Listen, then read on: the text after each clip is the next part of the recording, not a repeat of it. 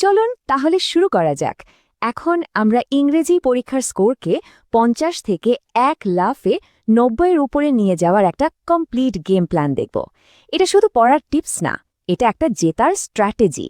অনেকের ক্ষেত্রেই কিন্তু এটা হয়, প্রচুর পড়াশোনা করার পরেও স্কোরটা যেন একটা জায়গায় এসে আটকে যায়। মনে হয় যেন একটা অদৃশ্য দেয়াল, যেটা কিছুতেই টপকানো যাচ্ছে না। যদি আপনারও এমনটা মনে হয়, তাহলে জেনে রাখুন, এই লড়াইয়ে আপনি একা নন। আসল কথাটা কি জানেন? সমস্যাটা আপনার পরিশ্রমে নেই, আছে আপনার পদ্ধতিতে। ঘন্টার পর ঘন্টা শুধু বই মুখে নিয়ে বসে থাকলেই হবে না। একটা নতুন, একটা স্মার্ট স্ট্র্যাটেজি দরকার, যা এই বাধাটা ভেঙে দেবে। তাহলে সবার আগে বোঝা দরকার যে ঠিক কোন ভুলগুলোর জন্য ছাত্রছাত্রীরা ভালো স্কোর করতে পারে না। এই ভুলগুলো যদি একবার ধরে ফেলা যায়, তাহলে সমাধানের অর্ধেক কাজ কিন্তু ওখানেই হয়ে যায়। দেখুন তো, এই লিস্টের মধ্যে কোনোটা পরিচিত লাগছে কিনা। যেমন ধরুন, শুধু গল্পের বাংলা সামারি পড়ে পরীক্ষা দিতে চলে যাওয়া, কিংবা বইয়ের যে জরুরি ইংরেজি শব্দ বা কিওয়ার্ড আছে সেগুলো উত্তরে ব্যবহার না করা, অথবা উত্তর লেখার যথেষ্ট প্র্যাকটিস না থাকা। এগুলোই কিন্তু নম্বর কমিয়ে দেয়। অনেকে আবার কবিতার গভীর মানে না বুঝে বা চরিত্রগুলো ঠিকমতো বিশ্লেষণ না করেই চলে যায়, যেটা একটা বিরাট বড় ভুল। এবার আসা যাক আসল কথায়। যে কোনো কিছুতে সফল হতে গেলে সবার আগে দরকার ঠিকঠাক মানসিকতা। পড়াশোনার জন্য নিজের ভেতরের সেই অপ্রতিরোধ শক্তি বা বিস্ট মোড চালু করতে হবে। এই স্লাইডের কথাটা একবার ভাবুন তো। পরীক্ষাকে ভয় পাবেন কেন? এটাকে একটা খেলার মতো দেখুন, একটা চ্যালেঞ্জ হিসাবে নিন। যখন নিজেকে একজন চ্যাম্পিয়নের মতো ভাববেন, তখন দেখবেন আত্মবিশ্বাস এমনিতেই বেড়ে গেছে, আর প্রস্তুতিও সেভাবেই হবে। তো এই বিস্ট মোড জিনিসটা আসলে কি? সোজা কথায়, আপসহীন পড়াশোনা। যখন পড়তে বসবেন তখন শুধু পড়াই হবে। কোনো ফোন নয়, কোনো নোটিফিকেশন নয়, কোনো অজুহাত নয়। প্রত্যেকটা স্টাডি সেশন হবে আপনার জন্য একটা মিশন, যেটা আপনাকে আপনার লক্ষ্যের দিকে এক ধাপ এগিয়ে নিয়ে যাবে।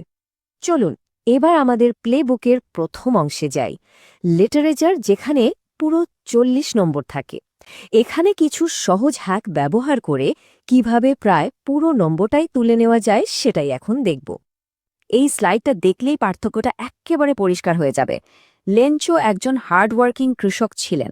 এই উত্তরটা তো সবাই লিখবে, কিন্তু আপনি যখন বইয়ের লাইনটা তুলে দেবেন, মানে লিখবেন লেঞ্চো ছিলেন an ox of a man, তখন পরীক্ষক বুঝবেন যে আপনি বইটা খুব খুঁটিয়ে পড়েছেন।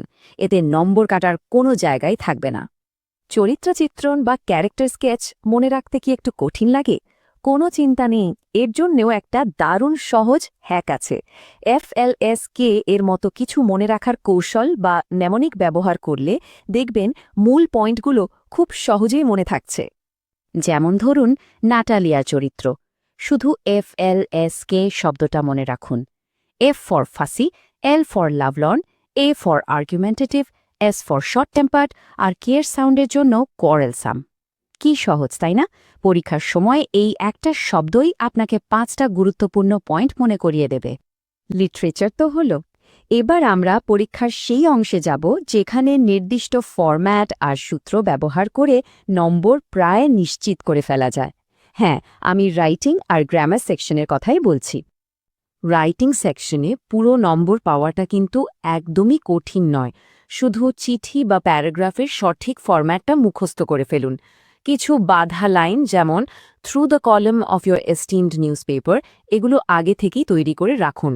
আর লেখার মধ্যে কিছু পাওয়ারফুল শব্দ, যেমন ড্রাস্টিকলি বা ডিপিক্টস ব্যবহার করলে লেখাটা অনেক বেশি জোরালো হয়। গ্রামারের সাবজেক্ট ভার্ব এগ্রিমেন্ট নিয়ে অনেকেরই ভুল হয়। এর জন্য এই বিওটি ফর্মুলাটা ম্যাজিকের মতো কাজ করে। যে কোনো শব্দ যা বডি, ওয়ান বা থিং দিয়ে শেষ হয়, যেমন এভরিবডি, সামওয়ান বা নাথিং, তার সাথে সবসময় ইজ, হ্যাজ বা ওয়াজের মতো সিঙ্গুলার ভার্ব বসবে। দেখুন ব্যাপারটা কি সহজ। এভরিবডি আর হিয়ার বলাটা ভুল, বলতে হবে এভরিবডি ইজ হিয়ার।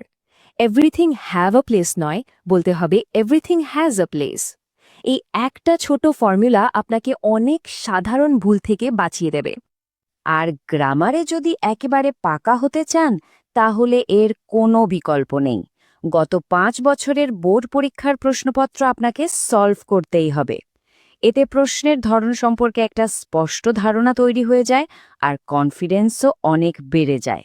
এবার আসা যাক পরীক্ষার সেই অংশে, যেটা নিয়ে অনেকেরই মনে একটু ভয় কাজ করে, আনসিন প্যাসেজ। কিন্তু চিন্তা করবেন না, এর জন্য একটা নিনজা টেকনিক আছে যা আপনার সময় বাঁচাবে আর সঠিক উত্তর খুঁজে পেতে 100% সাহায্য করবে। এই নিনজা হ্যাকটা কিন্তু খুব কাজের। পুরো প্যাসেজটা আগে পড়ে সময় নষ্ট করার কোনো দরকার নেই। প্রথমে প্রশ্নগুলো পড়ুন আর কিওয়ার্ডগুলো দাগিয়ে নিন। এরপর শুধু সেই শব্দগুলো প্যাসেজের মধ্যে খুঁজতে থাকুন। যেখানেই শব্দটা খুঁজে পাবেন তার আগের আর পরের লাইনটা মন দিয়ে পড়লেই দেখবেন উত্তর আপনার সামনে। তো এই ছিল আমাদের কমপ্লিট প্লেবুক। এই কৌশলগুলো কিন্তু শুধু পরীক্ষার নম্বর বাড়ানোর জন্য নয়, বরং আপনার আত্মবিশ্বাসকে একটা অন্য লেভেলে নিয়ে যাওয়ার জন্য তৈরি করা হয়েছে।